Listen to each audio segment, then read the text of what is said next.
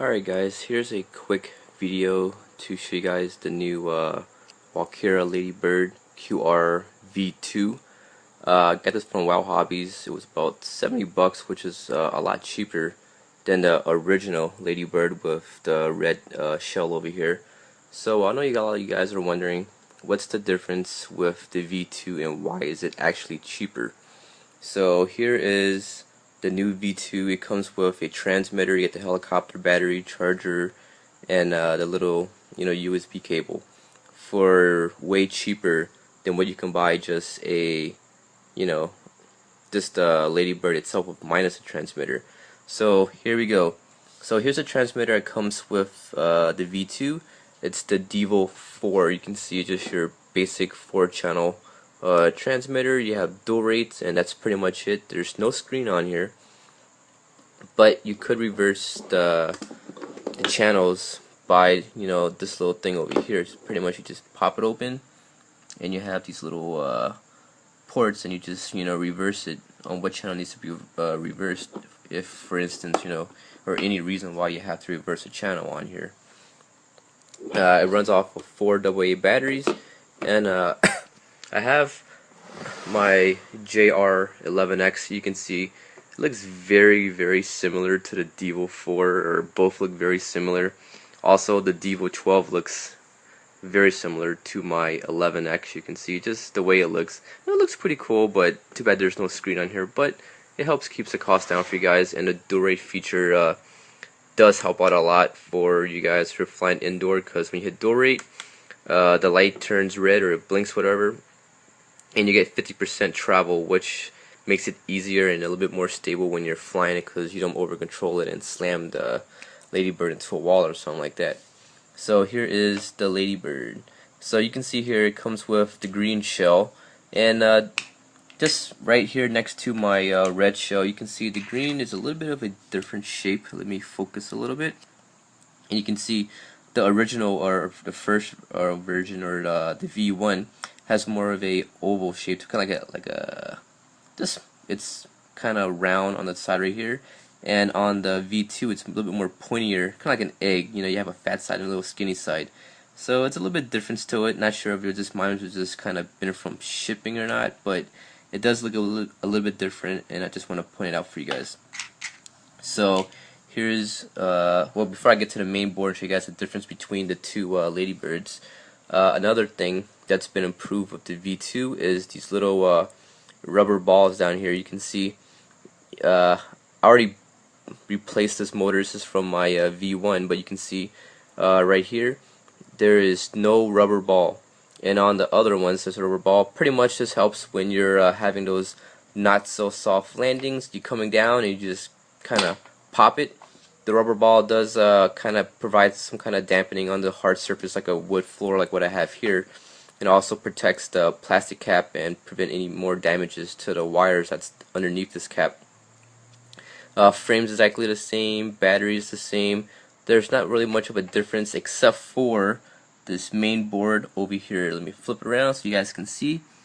The receiver board on here is a 2643H Devo edition, and the first one over here, the receiver, you can see Walkera just X's out the receiver, so you can't really, I guess they're trying to hide it or something, I'm not sure, but it's a 2631HD. Still Devo, except not sure if you guys really noticed it, but side by side, change my focus a little bit more, and the V2 is missing the 2 ports over here, unlike the first one. So you can hook up lights to the first one, and you can also update it. And on the V2 there's really no ports. There is holes, I guess, for you to solder on wires, connectors, whatnot. I'm not actually sure if it works or not, so you guys might have to contact Walkera and see if these little holes are actually functional. It would be cool to hook up some lights, kind of like this one. It's very easy to hook up lights. You just hook up the a little LED light, and you can put lights all the way around. Unlike this one, you have this right here. So one thing I did notice when I was flying the V2 was with the new firmware that's already installed onto the V2, from what I heard, it just pretty much eliminates any drifting. Unlike the V1. The V1, when I fly for about a minute or two, it tends to want to drift off one direction, and I would always have to come back and add some trim. Unlike the V2, pretty much from start to end, the trimming is just pretty much dead on. There's no need for any trimming on the radio, which is a good thing, because you know, sometimes when you're having too much fun, you just forget to reset your trim for the next battery, unlike the V1. And I already broke a prop on this one, so you guys probably noticed it. Hey, where's the other prop? I just have too much fun flying these ladybirds, where I fly it a lot. Broke props, broke booms, very easy to replace, and this is why I got the V2, because it was cheaper and you get a radio, so you know, it's a 2-for-1 deal.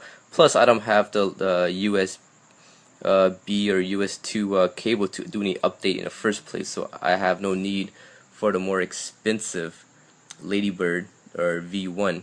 V2, you know, is a lot cheaper. And also one thing I did notice is there's no telemetry feature on here, so if you're flying with your Devo 8S or any of your telemetry feature radios, you can't read the voltage of the battery. So that could be a bad thing, could be a good thing, but you know, I don't really use that feature too much anyways, because I set my timer when I fly. I always know when to land, how long I've been flying, and just pretty much land after like 6 minutes. So the telemetry feature is not really needed, just because you can't even see the GPS feature and you can't even see the temperature of the motor. All you can do is see the voltage of the battery, which, you know, could be a good thing, but I would rather save that. I would say it's like another $40 and just get the V2, because it's a lot cheaper, and I got this from Wild Hobbies.